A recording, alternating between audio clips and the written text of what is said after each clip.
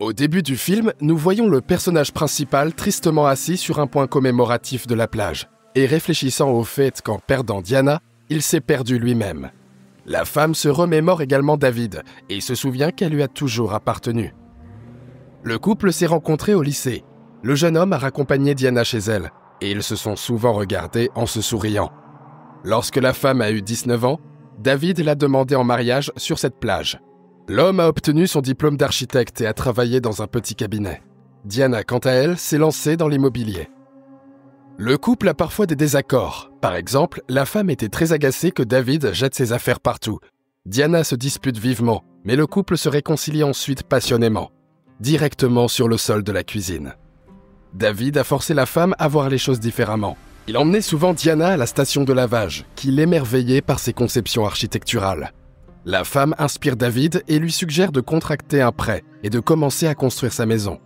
Cependant, le marché immobilier stagne rapidement et Diana ne parvient aucunement à vendre quoi que ce soit. La banque exige 50 000 $, sinon elle devra saisir la maison inachevée de David. La femme est très inquiète, mais l'homme lui promet qu'ils vont réfléchir à quelque chose. Une nuit, David réveille sa femme et lui dit qu'il a une idée. Il se rend avec Diana au casino où il espère obtenir la bonne somme d'argent. Pendant ce temps, la femme déambule dans une boutique d'élite, où se trouve un plateau de bonbons.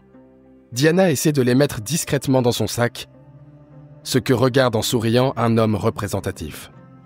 Bientôt, une femme décide de regarder l'une des robes. Gage entre dans la boutique et dit qu'elle est superbe. L'homme veut acheter cette robe pour Diana parce qu'il a aimé la regarder. Cependant, la femme répond que, contrairement à la robe, elle n'est pas à vendre, puis quitte la boutique. Diana retourne auprès de son mari, qui a déjà réussi à gagner une grosse somme d'argent. La femme embrasse David, remarquant que Gage continue de la regarder avec intérêt. Au cours de la nuit au casino, l'homme parvient à gagner pas moins de 25 000. Le couple passe la nuit dans un lit rempli de dollars. Le lendemain, David se rend à nouveau au casino, mais cette fois-ci, ils sont beaucoup moins chanceux. Diana calcule qu'il ne leur reste plus que 4 000 $. Assise dans un petit restaurant, la femme propose de jouer à pile ou face pour savoir s'ils restent ou s'ils partent. Le lendemain, le couple se rend à nouveau au casino. David décide de tout miser sur le rouge, mais ils n'ont fatalement pas de chance. Le couple se promène dans le casino et voit à nouveau Gage. Il s'avère que l'homme est un milliardaire et qu'il est un grand joueur. Gage remarque également sa récente connaissance, une belle femme dans la foule. L'homme demande à David de lui prêter sa femme pour lui porter chance. Diana accepte avec embarras et s'assoit à côté de Gage.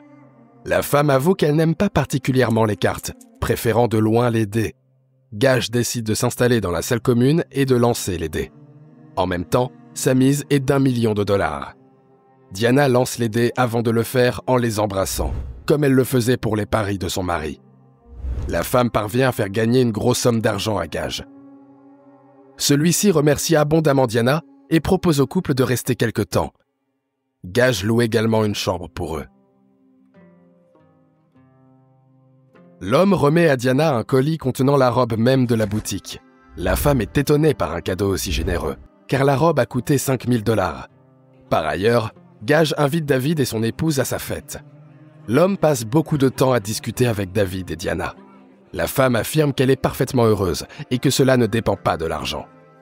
De plus, Diana pense que tout ne s'achète pas. Par exemple, l'amour n'a pas de prix. Gage décide de mettre en place une expérience.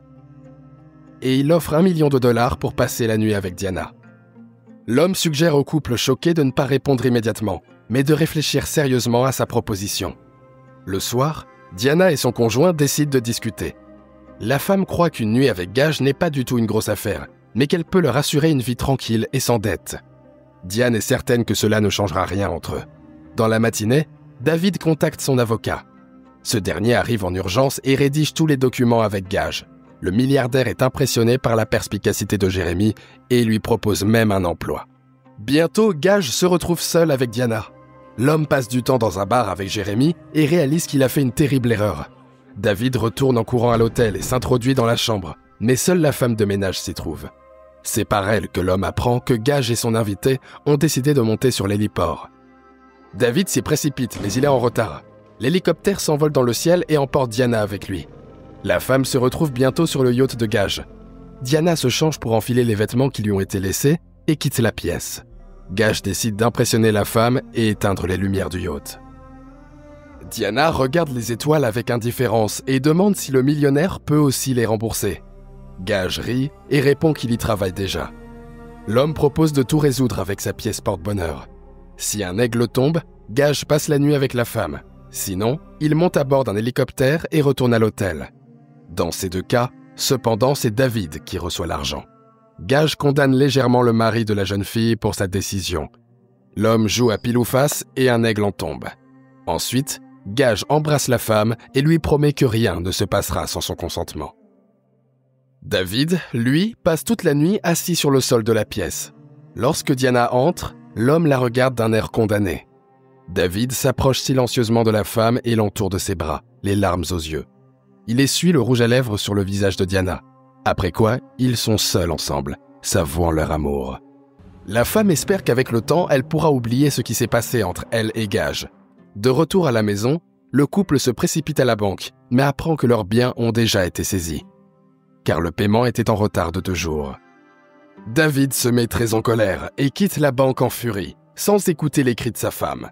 À la maison, l'homme décide d'allumer la cuisinière et voit dans la cuisine une étrange boîte d'allumettes étiquetée « Griffon ». David sort dans le jardin et demande à la femme d'où vient cet objet. L'homme veut également parler de cette nuit-là. Diana répond que Griffon est le nom du yacht. Après cela, la femme s'enfuit et ne veut plus aborder le sujet. David reste seul et décide de fouiller dans le sac à main de sa femme. Il y découvre une carte avec le numéro de téléphone de Gage. David se dispute avec une femme et ne croit pas qu'elle n'était pas au courant de la carte.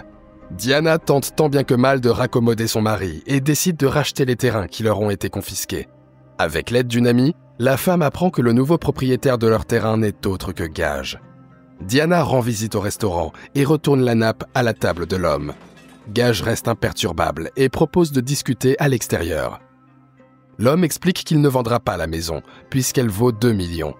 Diane fait ironiquement remarquer que si elle avait 2 millions, elle en vaudrait 4. La femme crie qu'elle déteste Gage, mais l'homme la corrige astucieusement. Elle aimerait pouvoir le détester. De retour à la maison, Diana révèle qu'elle a vu l'homme d'affaires. Cela rend David furieux et il casse une bouteille de vin. La femme explique que Gage a acheté leur propriété et qu'elle voulait seulement négocier sa restitution. David ignore cette information et continue de demander ce qui s'est passé sur le bateau. L'homme ne croit pas que Diane ait simplement passé la nuit avec le millionnaire sans éprouver de sentiments, et il est sûr que sa femme s'est entichée de l'homme d'affaires. David quitte la maison et s'arrête chez son avocat. Diana l'appelle et l'informe qu'elle n'a pas besoin du million. L'homme lui assure qu'il n'a pas besoin de cet argent non plus. Pendant plusieurs semaines, le couple vit séparément. Pour Diana, ce sont des mois mornes. Gage rend visite à la femme au travail et veut voir des maisons à 10 millions. Diana conduit l'homme d'affaires dans diverses demeures d'élite, mais toutes les questions qu'il pose ne concernent qu'elle-même. La femme se met en colère et ignore tout simplement ses questions, continuant à parler des maisons. Gage propose de regarder un manoir, bien que Diana se rende compte qu'il vaut au moins 30 millions. Avec le temps, la femme devine que la maison appartient à Gage. Diana pense que la maison manque de vie. Des fleurs, des meubles, un couple de chiens fringants. Mais Gage n'est pas d'accord. Il pense que c'est une femme comme celle qui est assise devant lui qui manque à la maison. Diana ne pense pas qu'il puisse avoir une relation avec un début aussi terrible. Cependant, Gage lui propose d'essayer de voir ce qu'il en est. Pour oublier sa rupture avec son mari et la proposition de l'homme d'affaires, Diana décide de donner un cours d'éducation civique au collège. Un jour, Gage vient dans sa classe et s'assoit tranquillement au dernier pupitre. Après le cours, Gage a quelque chose à montrer à la femme. L'homme s'est installé dans une maison et a des chiens. Gage raconte aussi une histoire touchante sur la façon dont il a perdu une fille il y a 30 ans. L'homme ne veut pas que cela se reproduise avec Diana. La femme cède et entame une relation avec Gage. Un soir, ils sont repérés par David qui n'arrive pas à oublier son amour. Il essaie de faire face à la perte de Diana et décide de travailler comme enseignant.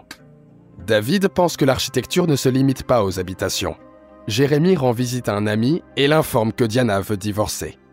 David décide de prendre une mesure désespérée. Il se rend à une vente aux enchères caritative où se trouvent Diana et un homme d'affaires et fait don d'1 million de dollars au zoo. Gage permet aux anciens amants de passer un peu de temps seul. David s'excuse pour son comportement et dit qu'il avait peur que Diana le quitte, et que c'est pour cela qu'il a agi si étrangement. L'homme appose sa signature sur le papier du divorce. De retour chez lui, Gage se rend compte qu'il doit laisser partir cette femme. Diana l'en remercie et reçoit un cadeau d'adieu, une pièce de monnaie aux 2 faces identiques. La femme monte dans le bus, tandis que Gage explique à son chauffeur qu'elle ne le regarderait jamais comme elle regarde David. Diana arrive sur la jetée où son mari l'a un jour demandé en mariage. Avec surprise, la femme remarque que David est assis là, tristement. Diana s'assoit derrière l'homme et lui jure à nouveau son amour, à la suite de quoi ils se tiennent la main. Leur histoire d'amour commune se poursuit, malgré la crise et la souffrance qu'ils ont vécues. C'est la fin du film. Merci à tous d'avoir regardé ce film jusqu'au bout. Donne un like à cette vidéo, écris dans les commentaires ce que tu penses de ce film, et à bientôt dans de nouvelles vidéos.